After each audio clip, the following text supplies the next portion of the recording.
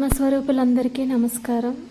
ఈరోజు మనం మాట్లాడుకునే విషయం, ఎంత నామజపం చేస్తున్నా ఆలోచనలు వస్తున్నాయి, ఎంతసేపు ధ్యానం చేసినా ఆలోచనలు వస్తున్నాయి, ధ్యానంలో ముందుకెళ్ళలేకపోతున్నాము ఎలా అనే ప్రశ్నకి సమాధానము. మీ చేతికి ఏదైనా గాయం అయ్యిందనుకోండి, ఆ గాయం తాలూకా పుండు మాని పూర్తిగా చర్మం రంగులో కలిసిపోయి నలుపు రంగు మచ్చ కూడా పోవటానికి ఎంత కాలం పడుతుంది. ఆ పుండు పచ్చిగా ఉన్నప్పుడు దానికి కావలసిన ఆయింట్మెంట్లు, ట్యాబ్లెట్లు అన్నీ వాడతాం. ఆఖరికి చివరకు వచ్చి పుండు మానేటప్పుడు కూడా దురద పెడితే మళ్ళీ ఇంకో మెడిసిన్ వాడతాం మనము. అలా ఏంటంటే ఆ గాయానికి సరిపడా ట్రీట్మెంటు మనకి పూర్తిగా కావాలన్నమాట. అంటే అది ఒక 5 అంగుళాల గాయం అనుకోండి, ఆ గాయం మొత్తం పూర్తిగా మనం ఆయింట్మెంట్ రాస్తామా, లేకపోతే 1 అంగుళం గాయానికి మాత్రమే ఆయింట్మెంట్ రాసి మిగిలిన దానికి మానేస్తామా? అంటే ఎంత ప్లేస్లో ఆ గాయం తగిలిందో దానికి అంతటికీ కూడా మనం చికిత్స చేస్తాం కదా, అంత సమయం దానికి ఇస్తాం కదా తగ్గటానికి. అంటే గాయానికి ఎంత అవసరమో అంత చికిత్స చేస్తాము. ఇంకా మీకు లోతుగా చెప్పాలంటే, ఒక మొక్కను మట్టిలో వేసినప్పుడు దానికి ఎంత నీరు అవసరమో ఆ నీటిని మనము కుదుళ్ళకి కింద వేర్లు తడిసేలాగా నీళ్లు వేస్తాం. అలా కాకుండా ఆ మొక్కకు ఒక బకెట్ నీళ్ళు అవసరం అనుకోండి, అలా కాకుండా కొంచెం మాత్రమే ఒక దోసెడు నీరు చినుకుల్లాగా ఆ ఆకు యొక్క చిగుర్లలో చిలకరిస్తే ఏమవుతుంది? ఆకు యొక్క భాగం మాత్రమే తడుస్తుంది, వేర్లు తడవు. అంటే ఏంటి? అక్కడ మొక్కకు మనం సరిపడా నీరు వేయలేదు. మనకి 3 పూటల ఆహారం అవసరం అవుతుంది. ఒక్క పూటే తిన్నామనుకోండి, అది కూడా ఒక 4-5 ముద్దలు అవసరమైన చోట ఒక్క ముద్దే తిన్నామనుకోండి, కడుపు నిండదు కదా. అలాగే ఇప్పుడు ఎంత మురికిగా ఉన్నా సరే ఇల్లు, అది మొత్తం క్లీన్ చేస్తేనే కదా ఇల్లు పూర్తిగా క్లీన్ అయ్యింది అని అంటాము. ఇన్ని ఉదాహరణలు నేను ఎందుకు చెప్తున్నాను అనంటే, ధ్యానం కుదరట్లేదు, మంత్రజపం కుదరట్లేదు, ఏం చేసినా ఆలోచనలు వస్తున్నాయి అంటే అక్కడ డోసు సరిపోవట్లేదు అన్నమాట. అంటే మనకి ఫీవర్ వచ్చినప్పుడు 6 గంటలకు ఒకసారి కానీ 8 గంటలకు ఒకసారి కానీ మనం టాబ్లెట్ వేసుకుంటాం కదా, అలాగా ఎంత పరిమాణంలో అవసరమో అంత పరిమాణంలో మనము ప్రతీదీ వాడతాం. జీవితంలో వాడే ప్రతీదీ కూడా అక్కడ ఎంత మోతాదు అవసరమో అంత మోతాదులో మనం వాడతాం. అంతకంటే తక్కువ వాడితే మనకి రిజల్ట్ రాదు. మరి సాధనకి వచ్చినప్పుడు కూడా అది అలాగే చెయ్యాలి కదా. ఎప్పుడో మనసులో గుర్తుకొచ్చినప్పుడు నామం చేసుకోవటము, ఏదో అప్పుడప్పుడు కూర్చొని ధ్యానం చేయటము, అలా చేసేది ఏంటంటే మొక్క యొక్క చిగుళ్ళలో మొక్క యొక్క ఆకులకు మాత్రమే నీళ్లు జల్లి వేర్లు తడిసేలాగా వేయకపోతే మొక్క ఎండిపోతుంది కదండి. అదేవిధంగా మన మనసులోని ఉన్న అనేక వాసనలు మొత్తం క్లియర్ అయ్యి మనసు ఆగాలి అని అంటే దానికి సరిపడా మనం వ్యాధి తీవ్రతను బట్టి మందు ఎలా వాడుతున్నామో అంత మోతాదులోనే మన ప్రయత్నం కూడా ఉండాలి కదా. ఈ విషయం అందరికీ తెలిసినా కూడా ఎక్కువగా నిర్లక్ష్యం చేస్తూ ఉంటారు. అంటే జ్ఞానం అర్థమైనా సరే దాన్ని ఆచరణలో పెట్టేటప్పుడు ఎక్కడో దగ్గర బెడుసు కొడుతుంది. తాళం చెవి మీ చేతిలోనే ఉంది, మీ హృదయంలోనే భగవంతుడు ఉన్నాడు. ఆ తాళం మీరు మాత్రమే ఓపెన్ చేయగలరండి. ఏ తాళం పెట్టి తిప్పితే ఆ సూట్ కేస్ ఓపెన్ అవుతుందో మాత్రమే గురువు చెప్పగలడు. బయట నుండి అంతవరకే గైడెన్స్ వస్తుంది. ఆ తాళాన్ని అందులో పెట్టి తిప్పి ఆ నిధిని ఓపెన్ చేసుకునే బాధ్యత పూర్తి స్థాయిలో మీకే ఉంటుంది. ఇప్పుడు సూట్ కేస్ లాక్ ఓపెన్ చేసేటప్పుడు తాళము సూట్ కేసు యొక్క కప్పలో లాక్లో తాళాన్ని చివరి వరకు గుచ్చి మనం పూర్తిగా రైట్ సైడ్ టర్న్ చేస్తేనే కదా, తిప్పితేనే కదా లాక్ ఓపెన్ అవుతుంది. అలా కాకుండా 1 అంగుళం తాళము లోపలికి పెట్టకుండా జస్ట్ పైన ఇలా టచ్ చేసి మనం ఓపెన్ చేస్తే సూట్ కేస్ ఓపెన్ అవుతుంది ఏంటండి? ఓపెన్ అవ్వదు కదా. పూర్తిగా తాళం చెవి అందులోకి లాక్లోకి లోపలికి వెళ్ళి దాన్ని మనం ఓపెన్ చేయాలి. అలాగే అండి, మన హృదయంలోని పూర్తిగా నాటుకుపోవాలి కదా. మంత్రశక్తి అయినా, ఆలోచన రహిత స్థితిలో ఉన్న ధ్యాన శక్తి అయినా అది పూర్తిగా లోపలున్న గాయాన్ని కరిగించేలాగా, గాయం అనగా ఇక్కడ మన వాసనలు, ఆ స్థితికి వెళ్ళే వరకు ప్రయత్నము ఎంత తీవ్రంగా ఉండాలండి, అంత తీవ్రంగా ప్రయత్నించాలి. కనీసం ప్రతిరోజు తక్కువలో తక్కువ 1 గంట 2 గంటలైనా సరే మొదట మనము సాధన చేస్తే, మంత్రజపం చేసినా కూడా చక్కగా ఒక ప్రదేశంలో కూర్చొని 60 నిమిషాలు మీరు కేటాయించి ఆపకుండా మంత్రం చేయవలసిందే. ధ్యానంలో కూర్చున్నా, ఇలా కూర్చున్నా, ఏం చేసినా సరే దానికి కేటాయించవలసిన సమయం ఖచ్చితంగా కేటాయించాలి. అది కాక ఒక్కరోజు కూడా మానకుండా ప్రతిరోజు 41 రోజులు కనుక ఆగకుండా చేస్తే అది కాస్త మనసుకి అలవాటు పడుతుంది. అప్పుడు మీరు 1వ తరగతి పాస్ అయినట్లు. ఆ తర్వాత మళ్ళీ 41 రోజులు ఆగకుండా కనుక చేస్తే మళ్ళీ 2వ తరగతి పాస్ అవుతారు. అలాగా ఒక్కొక్క మెట్టు ఎక్కి లోపలున్న జ్ఞానాన్ని, సత్యాన్ని మీరు పూర్తిగా అవగతం చేసుకుంటూ మీకు మీరుగా ఒక్కొక్క మెట్టు ఎక్కాలి, కేవలం మీకు మీరుగా. దానికి ఎంత మోతాదులో సాధన చేస్తే మీ యొక్క వాసనలు కరుగుతాయి అనేది వ్యక్తికి మారుతుంది. ఒక్కసారి వినగానే పాఠాన్ని అర్థం చేసుకుంటారు. ఒకరికి 2-3 సార్లు చదివితే కానీ రాదు, ఇంకొంతమందికి 10 సార్లు చదవాలి.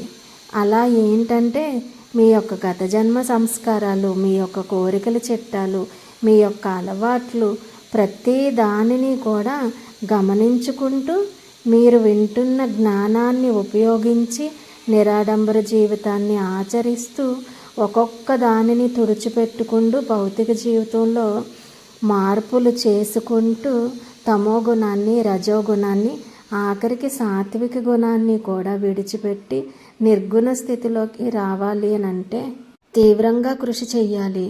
అప్పుడప్పుడు మనసులో గుర్తుకొచ్చినప్పుడు మాత్రమే నమశివాయ నమశివాయ అనేది ఎలా ఉంటుందంటే, ఎప్పుడో పెళ్ళిలో ఒక్కసారి కనిపించే బంధువుల్ని మనం హాయ్ అని పిలుస్తాం కదా, అలా పలకరించినట్లు అవుతుంది. ఆ పలకరింపు మీ మధ్య బాండింగ్ ఎలా ఉంటుంది, ఆ బంధువులకి మీకు ఎంత తక్కువ బాండింగ్ ఉంటుందో మీ అంతరంగంలో ఉన్న భగవంతుడికి మీకు కూడా అంత దూరం పెరిగిపోతుంది. ఎప్పుడైతే ఇంట్లో మనుషులు నిరంతరము ఒకరినొకరు పదే చూసుకునే అవకాశం వస్తుందో అంత సఖ్యత మీ అంతరంగంలో ఉన్న భగవంతుడికి మీకు కూడా మధ్యన ఏర్పడాలి కదండి. అలా ఏర్పడాలంటే నిరంతరము వాడిని మీరు జ్ఞప్తిలో ఉంచుకోవాలి కదా. హాయ్ బాయ్ అని అప్పుడప్పుడు పెళ్లి చుట్టాన్ని పలకరించినట్టు గుర్తొచ్చినప్పుడు నామాన్ని జపిస్తాను అని అంటే అది గుర్తొచ్చినప్పుడు మాత్రమే ఉంటుంది దాని రిజల్ట్ కూడా. మీరు ఎప్పుడు తలుచుకుంటే అప్పుడు ఆలోచనలు ఆగిపోయి అంతరంగంలోని ఆ శూన్యస్థితి, ప్రశాంతత మీకు సిద్ధించాలి అని అంటే అది నిరంతర ప్రయత్నం వలన మాత్రమే కేవలం వస్తుంది.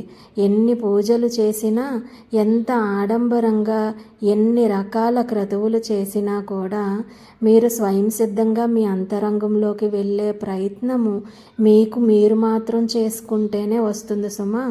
పక్కన భగవంతుడున్నా, గురువు ఉన్నా, ఎవ్వరున్నా కూడా ఫలానా తాళం చెవితో ఫలానా లాక్ ఓపెన్ అవుతుంది అని మీకు క్లూ మాత్రమే ఇస్తారు. అంటే మీరు ఇలా కళ్ళు మూసుకొని ఈ రకంగా ఇన్ని గంటలు సాధన చేసి మీలో వాసన బలాన్ని అంతటినీ తగ్గించుకొని క్రమక్రమంగా క్షయం చేసుకుంటూ మెల్లిమెల్లిగా మీరు వెళ్ళండమ్మా అని మాత్రమే గురువు బోధిస్తాడు. ఆ వెళ్ళే బాధ్యత పూర్తిగా మీ మీద మాత్రమే ఉంటుంది. మీరు గుర్తొచ్చినప్పుడు మనసులో నామం చేసుకుంటే అది చాలా తక్కువ పనిచేస్తుందన్నమాట. అంటే ఇంటిలోని 10 గజాల స్థలం శుభ్రం చేసేటప్పుడు 1 గజం మాత్రమే మీరు తుడిచిపెడితే మళ్ళీ మన్నాడు వచ్చేసరికి మిగిలిన 9 గజాల చెత్తతో పాటు ఆ 1 గజంలో చెత్త కూడా పేరుకుపోతుంది. ఎప్పటికప్పుడు కొత్తది స్టోర్ అయిపోతూ ఉంటుంది, పాతది క్లియర్ అవ్వదు. మనం ఇక్కడ ఏం చేయాలంటే పాతదాన్ని శుభ్రంగా ఊడ్చిపెట్టేసి కొత్తది యాడ్ అవ్వకుండా మన యొక్క సంస్కార బలాన్ని విన్న జ్ఞానంతో పదే పదే ఆ జ్ఞానాన్ని మననం చేసుకుంటూ మాయలోకి వెళ్ళిపోకుండా మనల్ని మనం కాపాడుకుంటూ నిత్యాభ్యాసం చెయ్యాలి. అంత ప్రయత్నం లేకుండా ఎలా సిద్ధిస్తుందండి? చూడండి, వంట చేసేటప్పుడు చిన్న కాలిన గాయం ఉన్నా సరే అది మానటానికి ఎంత కాలం పడుతుందో తెలుసా? గత సంవత్సరం దీపావళికి నా చెయ్యి చిన్నది కాలింది. ఇంకా ఈ రోజుకి కూడా 20% నలుపు రంగులో మచ్చ కనిపిస్తుంది. అది వచ్చే సంవత్సరానికి కానీ నా చర్మంలో కలిసిపోదేమో. మరి ఇంత చిన్న భౌతికమైన గాయమే నా చర్మం రంగులో కలిసిపోయి మునుపుట్లాగా నా చెయ్యి రావటానికి ఇంత సమయం తీసుకుంటుంది అంటే మన అంతరంగంలో జన్మ జన్మలుగా ఉన్న వాసనలు, కోరికల చిట్టాను అది ఏమాత్రము దానికి మన మనసు స్పందించి వెంపర్లాడకుండా తామరాకు మీద నీటి బొట్టుగా మన మనసు ఎదిగే స్థాయికి వెళ్ళాలి అని అంటే మన ప్రయత్నం ఎంత తీవ్రంగా ఉండాలి. మనందరం కూడా ఆకుల మీదే నీళ్ళు జల్లుతున్నాం, వేర్లు తడిసేలాగా నీరు పోయటం లేదు. అంత వేర్లు తడిసేలాగా నీరు పోసినప్పుడు ఆ మొక్క నీటినంతటినీ పీల్చుకొని పువ్వులు కాసి ఆ పువ్వుల నుండి కాయలు మనకు వస్తాయి. అప్పుడు ఆ ఫలము కూడా పరిపక్వం అయిన తర్వాత, పక్వ దశకు వచ్చిన తర్వాత చెట్టు నుండి రాలి కింద పడుతుంది. అప్పుడు మాత్రమే మనం తియ్యటి పండుని తినగలము. అదేవిధంగా మన అంతరంగంలో ఆలోచనలు అనే శాతం మొత్తం తగ్గి ఆత్మ అనే పండు మనం పరిపూర్ణంగా సొంతం చేసుకోవాలి అని అంటే మన యొక్క ప్రయత్నము తీవ్రంగా ఉండాలి. మనం రోజువారీ జీవితంలో ఒక పూట చేసుకునే వంటకే 3 గంటల సమయాన్ని వెచ్చిస్తుంటాము. దానికి సరిపడా ఆర్థిక మాంద్యాన్ని సమకూర్చుకోవటానికి జీవితం మొత్తం శ్రమ చేస్తూ ఉంటాము. ఇంత చిన్న చిన్నవి మనిషి చేత సృష్టింపబడిన ఈ కార్యక్రమాలకే ఇంత సమయం పడుతున్నప్పుడు మన అంతరంగంలోని ఆ తాకిడినంతటిని తట్టుకొని మనోనాశనానికి మనం ఎంత సమయం కేటాయించాలి ఆలోచించండి. అందుకని మీరు నిజంగా సాధనలో కనుక ఖచ్చితంగా ఒక మంచి స్థితికి రావాలి, మేము ప్రశాంతమైన జీవితాన్ని గడపాలి, సాధన బాగుండాలి అని అనుకుంటే మాత్రం ప్రతిరోజు మీ జీవితంలో అనేక వాటికి ఎలా సమయం కేటాయిస్తారో అలాగ ఖచ్చితంగా 1 గంట నామజపానికి, 1 గంట సాధనకి కేటాయించి ఆ 2 గంటలు పూర్తిగా మీవి కనుక ఆత్మసమర్పణకు ఉపయోగించినట్లయితే అప్పుడు మెల్లిమెల్లిగా వాసనలు కరుగుతూ ఉంటాయి. ఆ 2 గంటల సారము రోజు మొత్తం మిమ్మల్ని ఆ స్థితిలో ఉంచటానికి కాస్త ఉపయోగపడుతుంది. ఇలా 1 సంవత్సరం సాధన కనుక చేస్తే మీ యొక్క ఆలోచన స్థితి 5 నిమిషాల నుండి 10 నిమిషాలకు పెరుగుతుంది. ఆ 10 నిమిషాల ఆలోచన రహిత స్థితితో మీరు రోజు మొత్తం ప్రశాంతమైన జీవితాన్ని గడపగలుగుతారు. అనేక విషయాలలో మీ మనసులోని, శరీరంలోని మార్పులు వస్తాయి. మెల్లిమెల్లిగా సాత్వికంలోకి మీరు వస్తారు. అంత చిన్నగా లోపల జరుగుతుంది మార్పు. ఫాస్ట్గా జరగాలంటే మీరు ఇంకొంచెం ఎక్కువ పెట్టుబడి పెట్టాలి. చిన్న మొత్తంలో పెట్టుబడి పెట్టినప్పుడు అది చిన్న వ్యాపారమే కదా అవుతుంది. పెద్ద మొత్తంలో పెట్టినప్పుడే కదా అది పెద్ద వ్యాపార సంస్థ కింద కాస్త ఎక్కువ ఫలితం మన కంటికి కనిపించేది. అలాగే సాధనలో కూడా మనము ఎంత చేస్తే అంతే ఫలితం వస్తుంది. నీకు సాధనలో ఎప్పుడైనా ఫలితం రావటం లేదు అని అంటే నువ్వు చేసే ప్రయత్నంలో పట్టుదలైనా తక్కువై ఉండాలి, లేదా చేసే విధానమైనా సరిగా లేకుండా పోవాలి. లేకపోతే యాంత్రికంగా నువ్వు చేస్తూ శ్రద్ధ, మనసు దాని మీద పెట్టకుండా నామమాత్రంగా చేస్తూనైనా ఉండాలి. ఈ 3 లోపాల వల్లే సాధన సిద్ధించదు. అందుకే ప్రశాంతంగా కళ్ళు మూసుకొని ఒక దగ్గర కూర్చొని చక్కగా 60 నిమిషాలు పూర్తిగా నామం జపించండి. అప్పుడు ఆలోచనల యొక్క శాతం తగ్గాక అప్పుడు సాధనలో కూర్చోండి. ఖచ్చితంగా ప్రతిరోజు మీరు 2 గంటలు నెలలో 30 రోజులు పూర్తిగా చేస్తే మీరు ఖచ్చితంగా మొదటి మెట్టు ఎక్కుతారు. రెండవ మెట్టుకు మీరు ఎలా సిద్ధం అవ్వాలో ఈ 40 రోజుల యొక్క సాధన వల్ల మీకే అర్థమవుతుంది. మీకు అర్థమైన జ్ఞానంతో అప్పుడు మళ్ళీ ఇంకో 40 రోజులు చేస్తే ఈ 80 రోజులు ధ్యానంతో మీరు తర్వాత 3వ మెట్టు ఎక్కగలుగుతారు. మెల్లిమెల్లిగా మీరు భగవంతుడి దగ్గరికి ఒక్కొక్క అడుగు వేస్తున్నప్పుడు అప్పుడు ఆయన 10 అడుగులు వేసి మీ లోపల నుంచే అంతర్వాణి రూపంలో మాట్లాడి చక్కగా మిమ్మల్ని నడిపిస్తారు.